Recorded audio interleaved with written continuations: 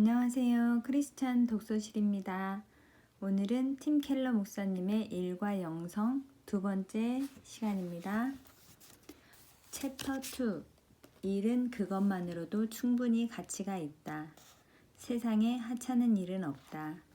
하나님이 이르시되 우리의 형상을 따라 우리의 모양대로 우리가 사람을 만들고 그들로 바다의 물고기와 하늘의 새와 가축과 온 땅과 땅에 기는 모든 것을 다스리게 하자 하시고, 하나님이 자기 형상 곧 하나님의 형상대로 사람을 창조하시되 남자와 여자를 창조하시고. 아인랜드는 노동이라는 주제에 관하여 넓은 독자층을 확보한 20세기 철학자 가운데 하나다. 이 작가가 쓴 유명한 소설 두 편은 사회주의와 집산주의 흐름의 반기를 든 주인공들을 그리고 있다. 원천에 등장하는 건축가 하워드 로어크는 생태 환경을 창의적으로 활용하고 주위의 자연 여건을 고상하게 보완하며 입주 대상자들의 필요를 효과적으로 충족시키는 건물을 만들려는 열정에 사로잡힌 인물이다. 랜드는 로어크를 오직 돈과 명예를 얻기 위해 일하는 다른 건축가들과 대조되는 온전한 존재로 그려낸다. 또 다른 소설 아틀라스, 지구를 떠받치기를 거부한 신에서는 전혀 다른 유형의 영웅 존 골트를 볼 수 있다. 존 골트는 사회 전체를 통틀어 가장 생산적인 이들이 착취당하기를 거부하며 일으킨 파업을 앞장서 이끈다. 그는 무언가를 창의적으로 만들어낼 자유가 없는 세상은 불행한 결말을 맺는다는 사실을 드러내 보이기를 꿈꾸는 인물이었다. 랜드는 여기서 창의적이고 생산적인 노동은 인간의 존엄을 지키는 데 필수적임에도 불구하고 관료주의와 보편주의에 밀려 폄하되기 일쑤라고 주장한다. 아틀라스의 한 등장인물은 말한다. 심포니를 만들든 탄광에서 탄을 캐든 노동은 어느 것 하나 예외 없이 창조행위며 똑같은 근원, 즉 보고 연결해서 여태 보지도 연결하지도 만들지도 못했던 빚어내는 능력에서 나온다. 크리스천들이 창세기 1장을 읽으며 깨닫는 인간 존엄의 핵심을 이루는 일면을 엿본 셈이다. 그러나 불행하게도 이 작가는 그 형상을 쫓아 인간을 지으신 성경의 하나님을 거부하고 기독교를 소리 높여 비판했던 20세기 지식인이기도 했다. 그럼에도 불구하고 노동이 인간 존엄을 보장하는 주요한 성분이라는 점에는 변함이 없다. 그건 오늘날 가장 세속적인 학자들조차도 인정하는 진리다. 과거엔 상황이 달랐다. 신들이 일을 시키려고 인간을 만들었다고 믿었던 고대 그리스인들은 노동을 축복으로 보지 않았다. 일의 가치는 평가절하되었다. 이탈리아 철학자 아드리아노 틸게르는 말처럼 그리스인들에게 일은 저주에 지나지 않았다. 실제로 아리스토텔레스는 실업 상태야말로 진정으로 가치 있는 삶의 첫 번째 요건이라고 했다. 어쩌다 그리스인들은 이런 노동관을 갖게 되었을까? 플라톤은 대화편 파이돈에서 육신에 속한 존재는 영혼의 길을 왜곡하고 방해해서 진리를 쫓지 못하게 한다고 주장했다. 이 세상에서 영적인 통찰과 정결한 삶을 추구하며 훈련하는 이들은 힘 닿는 데까지 육체를 무시해야 한다는 의미였다. 따라서 죽음은 일종의 해방이었으며 영혼의 친구였다. 그리스 철학자들은 전반적으로 신을 고독하고 자급적이며 세상사에 개입하거나 인간들이 벌이는 북새통에 발을 담그지 않는 완벽한 정신쯤으로 이해했다. 인간은 활동적인 생활에서 한 걸음 물러나 사색과 명상에 충실하면 신의 경지에 이를 수 있다고 보았다. 관조적인 태도는 물질계가 순간적이고 환상에 불과하며 거기에 지나치게 개입하거나 정서적으로 집착하다 보면 두려움과 분노, 근심, 걱정에 사로잡혀 사는 일종의 동물적 존재로 추락한다는 걸 깨닫도록 도와준다.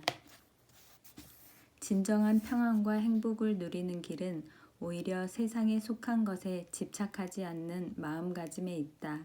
에피테토스는 제자들에게 올바른 삶이란 희망과 두려움을 모두 벗어버린 인생이다. 다시 말해서 인간의 실상과 화해하며 세상을 있는 그대로 받아들이는 삶이라고 가르쳤다. 물질 세계에 최소한으로 휘말리고 최소한으로 투자하며 살아야 한다는 것이다. 그렇다면 노동은 최상의 삶을 사는 길을 가로막는 장애물일 수밖에 없다. 일은 세상에 매인 단조로운 삶에서 벗어나 신들이 지배하는 철학의 세계로 들어가는 걸 불가능하게 만든다. 그리스인들은 이 땅에 사는 한 노동이 필수적이라는 점을 잘 알고 있었지만 모든 일이 동등하다고 생각지는 않았다. 몸이 아니라 정신에 유익한 일이 더 고상하며 덜 동물적이라고 믿었다. 몸을 가장 적게 움직이고 정신을 최대한 왕성하게 움직이는 부류를 가장 고상한 일로 쳤다. 그리스 사회구조 전체가 그런 세계관을 지탱했다. 엘리트들이 예술과 철학, 정치를 통해 정신을 수련하는 데 전념하도록 노예와 직인들이 노동으로 뒷받침해야 한다는 전제가 깔려 있었기 때문이다. 아리스토텔레스는 정치학에서 개 중에는 노예가 되도록 태어난 인간이 존재한다는 대단히 유명한 말을 남겼다. 더러는 수준 높은 이성적 사고가 불가능하므로 열심히 일해서 재능 있고 총명한 이들이 자유로이 명예로운 삶을 문화를 추구하도록 보조해야 한다는 뜻이다. 현대인들은 발끈해서 분통을 터뜨릴 얘기지만 문자적인 노예 개념은 사라졌다 해도 아리스토텔레스의 논리 이면에 숨은 마음가짐은 지금도 여실히 살아 왕성하게 작용하고 있다. 리 하디를 비롯한 여러 크리스천 철학자들은 장구한 세월이 지났음에도 불구하고 노동과 일이 차지하는 위치를 바라보는 그리스인들의 자세는 기독교의 사상과 행위 규범 양면에 걸쳐 고스란히 남아있으며 우리 시대의 문화에 지대한 영향을 미치고 있다고 주장한다. 오늘날 크리스천들이 물려받은 건 이런 사조가 듬뿍 배어든 노동관이다. 일은 필연적으로 악하다는 인식부터가 그렇다. 그 관점에 따르자면 돈을 벌어서 가족을 먹여 살리며 다른 이들에게 임금을 주어 자질구레한 심부름을 시키는 것만이 선한 일이다. 둘째로 지위가 낮거나 수입이 적은 일은 인간의 존엄을 해친다고 믿는다. 이런 관념이 가져오는 폐단 가운데 하나는 너나 없이 자신에게 전혀 어울리지 않는 일을 선택한다는 점이다. 은사와는 맞지 않더라도 더 높은 봉급과 특혜를 주기만 하면 얼른 그 직장에 들어간다. 서구 사회는 큰 수입을 올리는 식자층과 형편없는 품삯을 받는 서비스 부문 사이의 간격이 점점 더 벌어지고 있으며 대다수가 그 카테고리에 따른 가치 판단을 받아들여 다시 전수하고 있다. 수많은 이들이 스스로 천하게 보는 노동을 하기보다는 일을 놓는 쪽을 택하고 있으며 대다수 서비스 직종과 육체 노동이 이 범죄에 속한다는 점도 큰 문제다. 이른바 식자층에 드는 이들이 경비원, 가사도우미, 세탁부, 요리사, 정원사를 비롯해 서비스 업종에 종사하는 근로자들을 업신여기는 듯 처신하는 사례가 얼마나 많은지 모른다. 일은 종류에 상관없이 모두 고귀하다. 이러한 사안들에 관한 성경의 시각은 전혀 다르다. 손으로 하든 머리로 하든 일이란 일은 죄다 인간의 존엄성을 상징하는 증표로 인식한다. 인간 내면에 존재하는 창조주 하나님의 형상을 반영한다고 보기 때문이다. 성서학자 데렉 키드너는 동물과 인간을 창조하는 내용을 다루는 창세기 1장에서 심오한 진리를 깨달았다. 오로지 사람만이 일, 곧 직무를 맡았다는 점이다. 쉽게 말해서 식물과 짐승들은 그저 충만하고 번성하라는 명령을 받았을 따름인데 유독 인간은 명확하게 이를 부여받았다. 정복하고 지배하며 세상을 다스리라는 지시를 받은 것이다. 인간은 하나님의 형상대로 창조되었으므로 할 일을 구체적으로 받았다. 여기에는 어떤 의미가 담겨 있을까? 고대 근동의 통치자들은 권위를 내세우거나 권력 행사를 요구받는 자리에 자신의 모습을 담은 그림이나 조형물을 세웠다. 지배자의 이런 이미지들은 직접 그 자리에 머물며 다스린다는 상징이었다. 창세기 1장 26절이 다스리라는 명령과 긴밀하게 연결되어 있다는 사실은 이런 통치 행위가 창조주의 형상대로 지어졌다는 말이 의미하는 바를 명확하게 규정해 준다. 인간은 하나님을 위해 이 땅에 존재하며 일종의 부섭정으로서 나머지 창조 세계를 관리하는 청지기 역할을 하도록 부림받았다. 주님이 창조 과정에서 행하셨던 것처럼 혼돈스러운 세상에 질서를 부여하며 인간 본성을 사용하여 창조적으로 문명을 세우고 친히 지으신 만물을 보살피는 일들을 나눠 맡게 된 것이다. 창조주가 인간을 지으시며 기대하신 가장 큰 역할이 바로 이것이다. 그리스 사상가들은 통상적인 일을 짐승 수준으로 인간을 전락시키는 행위로 본 반면 성경은 사람을 짐승과 구별하고 존엄한 위치로 끌어올려주는 요소로 파악했다. 구약학자 빅터 해밀턴은 이집트와 메소포타미아 같은 주변 문화권에서 왕과 왕족들을 하나님의 형상으로 불렀다는 점에 주목한다. 하지만 용법이 지극히 제한적이어서 운하를 파는 노동자들이나 지구라트에서 일하는 석공 같은 이들에게는 적용되지 않는 단어였다. 그처럼 굉장한 용어를 대단할 것 없는 인간을 표현하는 데 사용했다. 하나님 눈에는 인류 전체, 한 사람 한 사람이 고귀하다. 성경은 이스라엘 주변 국가들에게 귀족적이고 배타적으로 사용되던 개념을 민주화시켰다. 일은 하나님이 친히 행하셨고 인간이 주님을 대신해서 하는 행위이기에 존엄성을 가지고 있다. 일 자체가 존엄할 뿐만 아니라 모든 종류의 일이 고귀하다. 창세기 1, 2장에서 창조주가 하신 일은 흙으로 인간을 빚어내고 신중하게 몸에 생기를 불어넣고 정원을 만드는 육체 노동이었다. 현대인들로서는 인류의 사상사를 통틀어 이게 얼마나 놀라운 사건인지 실감하기 어려울 것이다. 목회자이자 작가인 필립 젠센은 이렇게 말한다. 하나님이 세상에 오신다면 어떤 모습일까? 고대 그리스인들은 철학자, 왕일 거라고 생각했다. 고대 로마인들은 정의롭고 고상한 정치가를 떠올렸을 것이다. 하지만 히브리 땅에 임하신 하나님은 어떠셨는가? 몫으로 오셨다. 경제가 중심이 되는 이 시대는 농작물을 키우거나 자녀를 양육하는 따위의 일은 지식이 필요한 일이 아니며 따라서 제대로 값을 치르지 않아도 된다는 오명을 씌우도록 자극한다. 하지만 창세기에서 하나님은 정원사였으며 신약에서는 목수였다.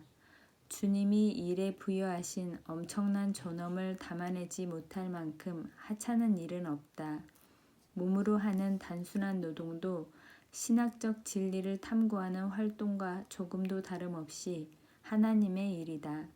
보통 하찮게 생각하는 청소를 예로 들어보자. 직접 또는 누군가를 고용해서라도 집안을 치우지 않으면 세균이나 바이러스가 번식하고 결국 감염되어 앓아눕거나 목숨을 잃을 것이다. 창조주는 물질 세계를 지으시고 인간들로 하여금 이루 헤아릴 수 없을 만큼 다양한 방식의 노동을 통해 개발하고 양육하고 보살피게 하셨다. 그 가운데 지극히 간단한 것들도 중요하긴 마찬가지다. 모두 다 구비되지 않으면 인생은 제대로 돌아갈 수 없기 때문이다. 캐서린 알스도프의 친구 마이크는 뉴욕시에서 경비원으로 일한다. 맨하튼의 커다란 조합주택에서 일하는 15명의 경비원 가운데 하나다. 담당하는 아파트 한 채만 하더라도 100여 가족이 보금자리를 꾸리고 있다. 이제 갓 60줄에 들어선 마이크는 어린 시절 크로아티아에서 미국으로 건너와 식당 종업원 노릇부터 막노동까지 안 해본 일이 없었다.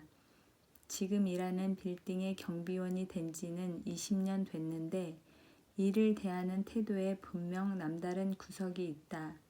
마이크에게 이 일은 직업 그 이상이다. 건물에 사는 이들을 짐심으로 염려할 뿐만 아니라 짐을 실어주고 주차 공간을 찾고 손님을 맞이하는 업무에 자부심을 느낀다. 나름대로 표준을 세워서 건물 로비와 앞쪽을 깨끗하고 단정하게 관리한다. 주말 여행을 마치고 돌아오는 주민이 보일 때마다 얼른 길가로 달려가서 짐 내리는 걸 돕는 까닭을 물으면 그게 내 일이니까요 라든지 도움이 필요한 것 같아서요란 답이 돌아온다. 아파트 아이들의 이름을 죄다 기억하는 이유를 물으면 여기 사는 친구들이니까요 라고 대꾸한다. 누군가 구석구석 분주하게 뛰어다니면서 그토록 열심히 일하는 까닭이 뭡니까? 라고 질문하자 이렇게 대답했다. 글쎄요, 그냥 아침마다 거울에 비친 나를 떳떳하게 마주보고 싶어서요. 날마다 최선을 다하지 않으면 스스로 못 견딜 것 같아요. 마이크는 평생 자신이 하는 일에 감사하는 마음을 품고 출근한다. 아울러 이 나라에 살며 거기서 일할 기회를 갖게 된 걸 늘 기쁘게 생각한다. 마이크가 섬기는 이들은 대부분 경비원에게 특별히 고마워하지 않을 법한 전문직 종사자들이나 기업인들이다. 경비원이 하는 일을 우습게 여기며 직접 문을 열어야 한다고 생각하는 이들도 있다. 하지만 마이크의 자세를 보면 자신이 하고 있는 일에 내재된 존엄성을 정확히 파악하고 그 이점과 가치를 최대한 끄집어내고 있음을 여실히 알 수 있다. 일은 사람을 존엄하게 만든다. 어떤 일이든 존엄성을 갖는다. 우리 가운데 있는 창조주의 형상을 반영하고 있을 뿐만 아니라 보살피도록 맡기신 세계가 주님 보시기에 좋은 세상이었기 때문이다. 그리스인들은 죽음을 친구로 보았다. 육신에 갇힌 생명을 해방시켜 준다는 것이다. 그러나 성경은 친구가 아니라 적이라고 지적한다. 피조 세계는 빛나고 아름다우며 주의 종들은 영원히 살아 예배하게 되어 있는 까닭이다. 성경이 가르치는 창조 원리는 성육신과 부활의 교리와 조화를 이루며 기독교가 얼마나 육신적인 삶에 깊은 관심을 가지고 있는지 단적으로 보여준다. 크리스천들에게는 궁극적으로 맞이할 미래까지도 육신과 분리되지 않는다. 본질에 집착하는 이들은 육신적인 것보다는 영적인 존재가 더 실질적이고 참되다고 믿는다. 반면에 자연주의적인 시각을 가진 이들은 영적인 실제를 환상으로 치부하고 오직 물질만이 실제한다고 주장한다. 두 쪽 다 성경의 진리에 어긋난다. 창조주가 지으신 세계가 선하다는 건 다들 알고 있다. 이곳은 잠정적으로 한 사람 한 사람이 구원받는 이야기를 공연하다 막이 내리면 차원이 완전히 다른 세상으로 가서 육신과 분리된 삶을 살게 되는 간이 부대가 아니다. 성경에 따르면 이 세상은 만물이 부활하여 새롭게 되는 날 순결해지고 회복되고 비할 데 없이 향상된 새 하늘과 새 땅의 전조다. 물질과 영혼이 영원토록 통합된 상태로 함께 사는 꿈을 제시하는 종교는 오로지 기독교뿐이다. 이처럼 새가 날고 바다가 출렁이고 사람들이 먹고 걷고 사랑하는 건 변함없이 아름다운 일이 될 것이다. 이미 살펴본 것처럼 크리스천들은 본질적으로 노동을 가벼이 생각할 수 없으며 물질 세계에 깊이 개입해야 마땅하다. 그저 잔디를 깎는 노동일지라도 물질계를 보살피고 가꾸는 가치 있는 일이다. 이는 세상적인 일들도 목회를 비롯한 이른바 거룩한 일들과 똑같은 존엄성과 고귀함을 갖는다는 뜻이기도 하다. 인간에게는 영혼과 몸이 있다. 성경이 말하는 샬롬은 영적인 평안과 신체적인 안녕을 모두 아우른다. 힘을 주는 음식, 비를 막아주는 지방, 태양의 열기를 가려주는 그늘, 인간에게는 물질의 혜택이 반드시 필요하다. 기업을 움직여서 공동체가 누리는 행복을 한 단계 더 끌어올린다면 거기에 종사하는 이들은 하나님 앞에서 귀한 일을 하고 있는 셈이다. 하나님이 중요시 여기시는 일을 하는 것이다. 시편 65편 9에서 10절과 104편 30절을 보면 하나님은 비를 내려 밭을 적시시고 성령님을 통해 지면을 새롭게 하신다. 한편 요한복음 16장 8에서 11절에서는 성령님이 마치 전도자처럼 범죄한 백성들에게 죄와 거기에 따른 주님의 심판을 선포하신다. 여기서도 하나님의 영이 정원을 돌보시는 동시에 복음을 전파하는 장면을 볼 수 있다. 둘 다 그분의 일이다. 그렇다면 어떻게 감히 이런 일은 고상하고 고귀하며 저런 일은 낮고 천하다고 얘기할 수 있겠는가? 피조 세계의 선함과 일의 존엄성을 이해했다면 확실한 기초를 놓은 셈이다. 인간은 적어도 부분적으로는 우리에게 기쁨을 누리게 만들어진 놀라운 세상에서 일하고 있다. 창세기 저자는 풍성한 피조물 앞에서 경외감을 느껴야 한다고 말한다. 생명력으로 가득 차 있기 때문이다. 하나님은 다양하고 창의적인 일을 무척 즐기시는 듯하다. 또 다른 성경 본문은 하나님의 창조 역사가 세상을 지으시는 순전한 즐거움과 기쁨에서 비롯되었다고 설명한다. 이것 역시 일이 어떠해야 하는지, 노동을 포함해서 만물을 망쳐놓은 타락 사건이 벌어지지 않았더라면 어땠을지를 보여주시려는 하나님의 계획 가운데 일부다. 인간은 노동을 하도록 지음받았으며 지위나 급여와 상관없이 일은 인류에게 존엄성을 부여한다. 이러한 사실이 미치는 실질적인 영향은 끝을 알 수 없을 만큼 광대하다. 이 원리를 제대로 깨닫고 나면 은사와 열정을 쫓아 자유롭게 직업을 선택할 수 있다. 경제 상황이 악화되고 일자리가 줄어들어도 더 많은 기회에 대해 긍정적일 수 있다. 체면과 우월감이 사라지게 된다. 질투나 상대적 박탈감도 사라진다. 크리스천이라면 누구나 자신이 하는 일을 통해 하나님의 창조와 개척 사역에 동참하고 있다는 확신과 만족을 누릴 수 있어야 한다.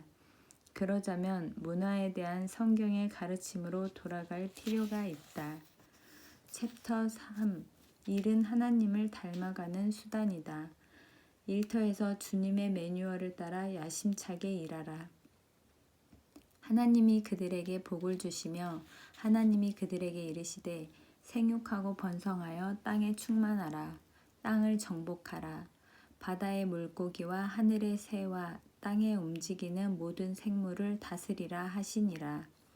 여호와 하나님이 동방의 에덴에 동산을 창설하시고 그 지으신 사람을 거기 두시니라. 여호와 하나님이 그 땅에서 보기에 아름답고 먹기에 좋은 나무가 나게 하시니 동산 가운데에는 생명나무와 선악을 알게 하는 나무도 있더라. 여호와 하나님이 이르시되 사람이 혼자 사는 것이 좋지 아니하니 내가 그를 위하여 돕는 배필을 지으리라 하시니라. 여호와 하나님이 흙으로 각종 들짐승과 공중의 각종 새를 지으시고 아담이 무엇이라고 부르나 보시려고 그것들을 그에게로 이끌어 가시니 아담이 각 생물을 부르는 곳이 곧 이름이 되었더라. 아담이 모든 가축과 공중의 새와 들의 모든 짐승에게 이름을 주니라. 아담이 돕는 배필이 없으므로 여호와 하나님이 아담을 깊이 잠들게 하시니 잠들매 그가 그 갈빗대 하나를 취하고 살로 대신 채우시고 여호와 하나님이 아담에게서 취하신 그 갈빗대로 여자를 만드시고 그를 아담에게로 이끌어 오시니 땅에 충만하라 땅을 정복하라. 인간은 일하도록 설계되었고 이를 통해 존엄하게 되며 일은 창의성, 특히 문화 창조를 통해 하나님을 섬기는 도구이기도 하다. 창조주는 첫 인류를 동산에 두셨다. 히브리 학자 데렉 카드너는 그곳에서 온갖 즐거운 것들이 가득했지만 그 중에서 일하는 기쁨이 가장 두드러졌다고 말한다. 에덴이라는 지상낙원은 부모가 자식을 돌보는 보살핌의 모델이다. 안전하게 지키시되 숨막히게 통제하지 않는 양육 방식이다. 하늘 아버지는 자녀들에게 분별하고 선택하는 능력을 심어주기 위해 어디를 가든 새로운 무언가를 발견하고 만날 수 있게 하셨다. 심미적, 신체적, 영적 미각을 충족시킬 만한 양식이 무궁무진했을 뿐 아니라 몸과 마음의 건강을 다질 수 있는 일들이 있었다. 영적인 성장을 위해 순종해야 할 말씀을 주셨다. 문화적이고 창의적인 능력을 개발하도록 정원을 돌보는 육체 노동을 시키시는 한편 짐승들의 이름을 짓는 작업에 참여시키셔서 정신적인 역량과 통찰력을 키우게 하셨다. 마지막으로 하와를 지으시고 짝으로 맺어주셔서 인류가 성장해서 세상에 가득하게 될 길을 열어두셨다. 땅에 충만하라, 땅을 정복하라는 막중한 직무를 맡기시기 위해 그처럼 공을 들이신 것이다. 흔히 이 말씀을 가리켜 문화 명령이라고 한다. 무슨 뜻일까? 첫째로 하나님은 땅에 충만하라, 즉 수를 늘리라고 명령하신다. 동식물에게는 단순히 번성하게 하라고 말씀하시는 반면 사람에게는 적극적으로 감당해야 할 명령뿐 아니라 구체적으로 실행해야 할 사항까지 주셨다. 다시 말해 오로지 인간만이 번성을 의지적으로 완수해야 할 임무를 부여받았다는 뜻이다. 어째서 그걸 일로 치는 것일까? 자연스럽게 진행되는 과정이지 않을까? 그렇지 않다. 인간이 땅에 충만하게 되는 건 동식물이 세상에 가득해지는 것과는 의미가 생판다르다. 출산이 아니라 문명을 뜻하기 때문이다. 하나님은 단순히 인간이라는 종의 개체수가 증가되길 원하신 게 아니라 세상에 인간 사회가 가득하길 기대하셨다. 창조주는 한마디 말씀으로도 수많은 주거지에 인간이 득실거리게 만들 수 있지만 그렇게 하지 않으셨다. 인류에게 사회를 발전시키고 세워가는 걸로 일을 삼게 하신 것이다. 둘째로 하나님은 다른 피조물들을 다스리며 더 나아가 정복하라는 명령을 주셨다. 이건 무슨 뜻일까? 정복이라는 표현은 자칫 자연적으로 적으로 간주하고 어떤 식으로든 싸워 이겨야 할 것 같은 분위기를 풍기기 쉽다. 개중에는 이 구절이 자연 파괴의 면허를 내주었다고 불평하는 이들도 있다. 하지만 이건 그런 얘기가 아니다. 본문의 명령은 타락, 그러니까 썩어짐에 종살이 하기 전 열매와 더불어 가시덤불이 생기기 전에 주어졌다는 사실을 기억할 필요가 있다. 인간이 죄를 짓는 바람에 더 이상 볼 수 없게 된 피조물 사이에 원시적인 조화가 여전히 남아 있었다는 뜻이다. 따라서 땅을 정복하라는 명령에는 폭력적인 의도가 눈꽃만큼도 섞여 있지 않다. 따라서 하나님의 형상을 가진 존재로서 세상을 다스린다는 건 청직이나 대리인 역할을 한다는 의미로 받아들여야 한다. 만물의 주인이신 하나님은 세상을 경작하는 책임을 인간에게 맡기셨다. 그러므로 정복하라는 분부는 명백히 온 천지와 거기에 속한 자원들을 마음대로 사용하고 착취하고 폐기할 수 있는 대상으로 삼으라는 명령이 아니다. 그럼에도 불구하고 정복으로 번역된 단어는 의지를 진심으로 내비치는 강력한 표현으로 피조물을 대하는 하나님의 입장을 명확히 보여준다. 태초에 물질계를 지으실 당시 창조주는 이미 준비해둔 기성품을 꺼내 놓으신 게 아니다. 세상은 온통 혼돈하고 공허했다. 주님은 꾸준히 일하시면서 창세기 1장 전반에 걸쳐 점진적으로 상태를 바꿔놓으셨다. 우선 세상에 뼈대를 세우셨다. 형태도 없고 구분되지도 않는 세계를 나누고 정교하게 다듬으셨다. 뭉뚱그려진 덩어리를 분리해서 특정한 객체로 만드셨다. 예를 들어 하늘과 바다를 떼어 놓으시고 어둠과 밤을 구별하셨다. 다양성을 좋아하시는 하나님의 성품은 하와를 창조하시는 과정에서도 볼 수 있다. 한 가지 형태로 인류를 빚는 쪽이 훨씬 쉽고 편리하겠지만 주님은 서로 다르면서 보완적이며 완전히 평등한 두 가지 성으로 만드셨다. 아담과 하와라는 별개의 성을 가진 인간은 생물학적인 출산을 통해 자손을 낳게 되었다. 창조주의 형상을 닮은 존재로서 그분이 태초에 시작하신 일을 또 다른 방식으로 이어가게 된 것이다. 공허한 자리가 있으면 하나님은 어김없이 무언가로 그 여백을 메우셨다. 첫 사흘에 걸쳐 주님은 영역들을 나누시고 두 번째 사흘 동안은 그 하나하나에 적합한 구성 요소들을 채워 넣으셨다. 그러므로 정복이라는 말은 세상의 일의 무대로 만드셨음을 암시한다. 하나님은 세상이 설계한 대로 완성되어 그 풍요로움과 잠재력이 최대한 드러나도록 열심히 일하셨다. 창세기 1장 28절에서 인류를 향해 그분이 친히 보여주신 모범을 그대로 쫓아 충만하고 정복하라는 일을 하라고 말씀하시는 건 우연이 아니다. 하나님의 사역 패턴을 따라 일해야 한다. 철학자 알 월터스는 이렇게 썼다. 세상은 총체적이고 혼돈스럽고 공허했다. 하나님은 역사간의 개발 과정을 통해 모양새를 잡고 빈자리를 채우셨다. 하지만 아직 완전히는 아니었다. 지금부터는 인류가 개발하는 사역을 감당해야 한다. 생산적이 되어 세상을 채우고 정복에 힘써 세상을 더 온전한 모양으로 만들어 가야 한다. 위임을 받은 하나님의 대리인으로서 그분이 세워주신 자리에서 일을 계속해야 한다. 하지만 이것은 지금 이 땅의 인간 개발을 위한 것이다. 인류는 자신과 같은 부류가 세상에 가득하게 하며 동일한 부류를 위해 이 땅을 빚어가야 한다. 향후로 피조 세계의 개발은 본질적으로 사회적이고 문화적이 될 것이다. 창조와 관련해서 우리가 하나님의 형상을 닮은 존재라면 주님의 사역 패턴을 따라 일해야 마땅하다. 창조주가 지으신 세계는 적대적이지 않으므로 원수를 대하듯 두들겨 부술 필요가 없다.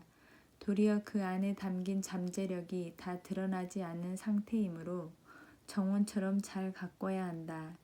마치 국립공원 관리 직원처럼 담당 구간을 변형시키는 게 아니라 있는 그대로 보존하고 가꾸는 데 집중하는 게 당연하다. 정원을 아스팔트로 뒤덮어 주차장을 만드는 식으로 피조 세계를 대해선 안 된다.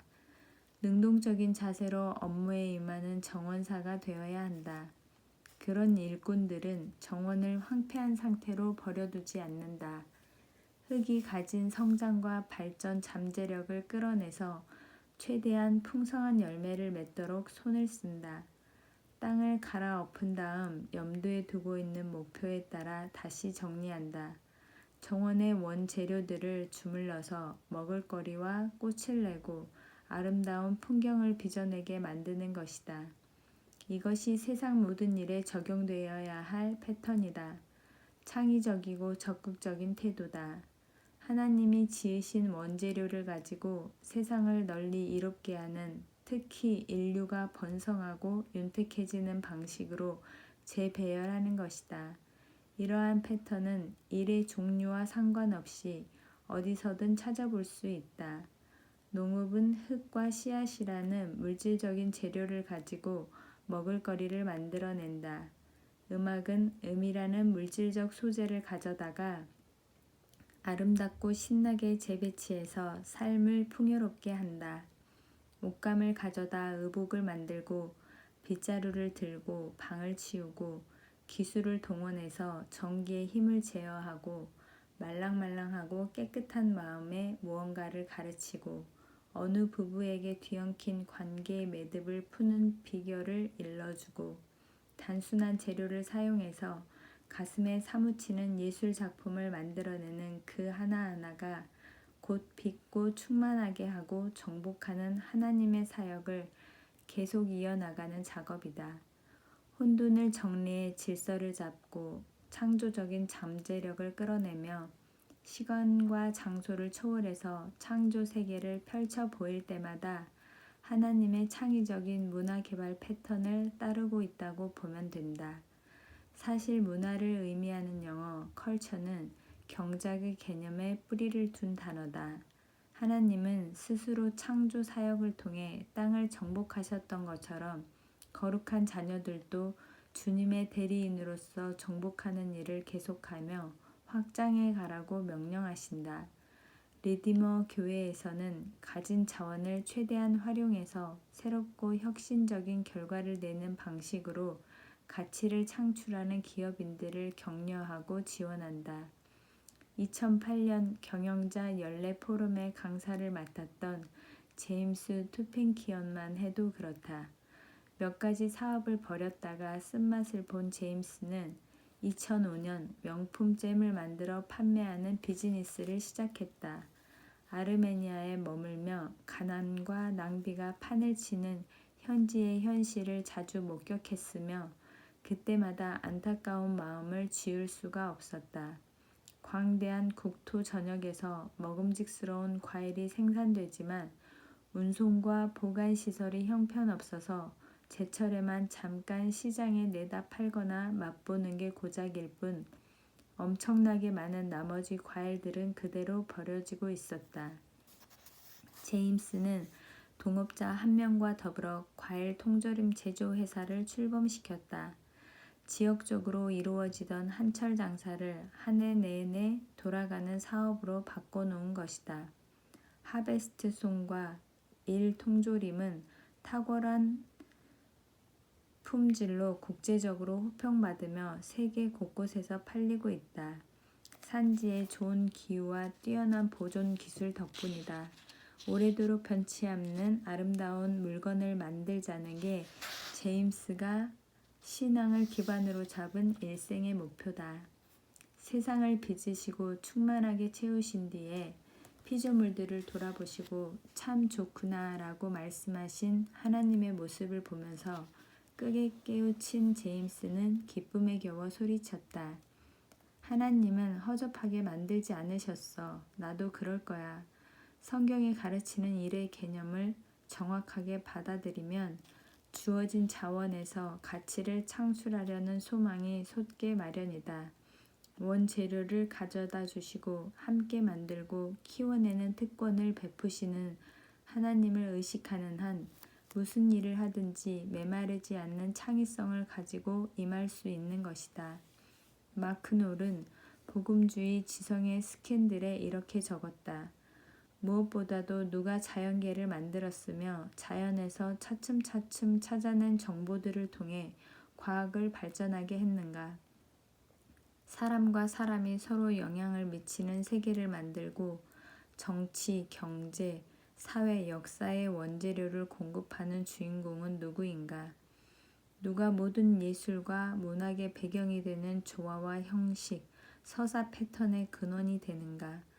누가 지성을 창조해서 철학자와 심리학자들로 하여금 무한한 자연과 인간의 상호작용, 아름다움의 실체를 파악하고 이론적으로 정리할 수 있게 하는가? 누가 자연계와 인간의 상호작용, 존재의 조화를 잠시도 차질 없이 유지하는가? 누가 순간순간 지각 속에 있는 것과 지상을 초월한 세계의 실제 사이를 연결하는가? 질문은 달라도 답은 똑같다. 하나님이 하셨고 지금도 하신다. 창세기 2장 19에서 20절에 등장하는 동물들 이름 짓는 작업은 창조 과정에 동참하라고 부르시는 하나님의 초대장이다. 창조주는 어째서 손수 장명하지 않으시는가? 창세기 1장에서 빛을 낮이라 하시고 어둠을 밤이라고 하셨던 전례에 비춰보면 짐승들에게도 얼마든지 이름을 붙이실 수 있었다. 그럼에도 불구하고 주님은 창조 사역을 지속적으로 발전시키는 일에 인간을 동참시키셨다. 인간 본성과 기질의 폭을 최대한 확장해서 그분을 영화롭게 하는 문명을 건설하게 하시려는 배려였다. 인간은 이를 통해 혼돈의 질서를 부여하고 새로운 사물을 만들어내고 창조 패턴을 활용하며 공동체를 조직한다. 따라서 유전자를 결합시키든 뇌수술을 하든 고무를 수집하든 그림을 그리든 일인 세상의 기본 구조를 더 발전시키거나 유지하거나 고치는 기능을 한다. 인간의 노동은 그런 식으로 하나님의 사역과 연결된다. 크든 작든 모든 일이 소중하다.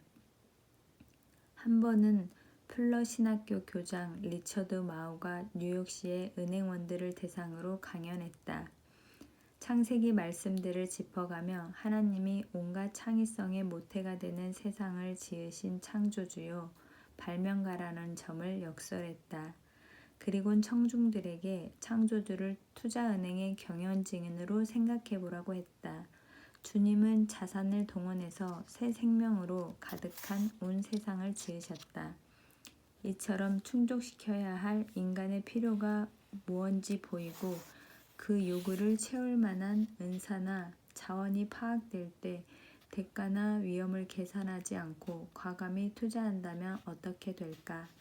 부족한 부분이 메워지고 그 열매로 새로운 일자리와 새로운 제품이 창출되고 삶의 질이 더 나아지지 않을까? 마오는 그런 비즈니스야말로 실질적으로 하나님의 사역을 닮은 일이라고 결론지었다. 강연이 끝난 뒤 청중들 가운데 여럿이 찾아와서 말했다. 우리 교회 목사님한테도 말씀을 좀 해주세요. 저희들이 그저 돈 버는 데만 혈안이 된 줄 아시니까요. 사실 모든 사업이 공익적인 건 아니다.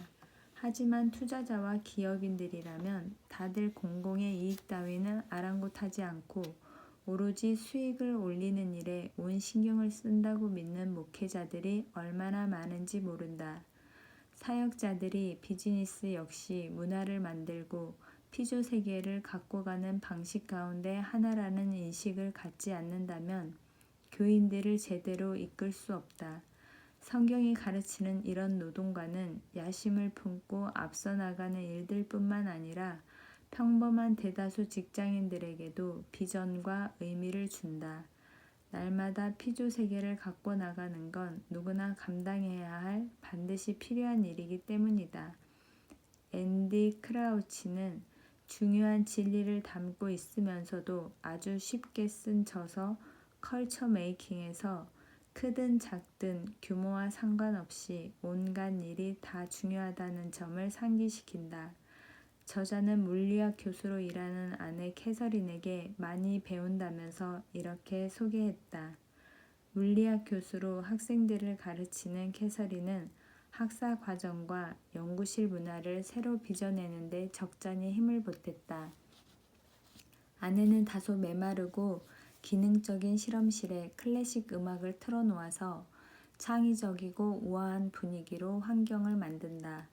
학생들이 신나거나 실망스러운 결과에 반응하는 방식도 바꿔놓았다. 산만하게 일하면서 찔끔찔끔 쉬기보다 집중해서 연구하고 푹 쉬는데도 모범을 보인다. 가끔씩 아이들을 직장에 데려와서 가족이 일을 방해하는 요소로 작용하지 않는 문화를 만드는 동시에 꼬맹이들에게 교육과 연구가 엄마의 자연스러운 일상임을 보여준다. 제자들을 집으로 불러서 한 사람 한 사람을 단순히 연구 성과를 내기 위한 팀의 멤버가 아니라 인격체로 소중히 여긴다는 걸 보여준다. 실험실과 교실에서 소규모로 벌이는 일들이지만 캐서린은 세상의 판을 다시 짜는 진짜 능력을 유감없이 드러내고 있다. 세상에는 창조주께서 일하신 패턴을 쫓지 않아도 괜찮을 만큼 존엄성이 떨어지는 일상사도 없고 주님이 보여주신 유형과 한계를 초월하는 대형 거래나 공공정책 사업도 없다. 아울러 하나님은 손수 지으신 피조물들을 가꾸는 방법과 이유를 저마다 알아서 찾아내도록 버려두지 않으시고 일의 목표를 분명하게 제시하시며 뒤를 따르라고 신실하게 부르신다. 이상으로 팀 켈러 목사님의 일과 영성을 마치도록 하겠습니다. 감사합니다.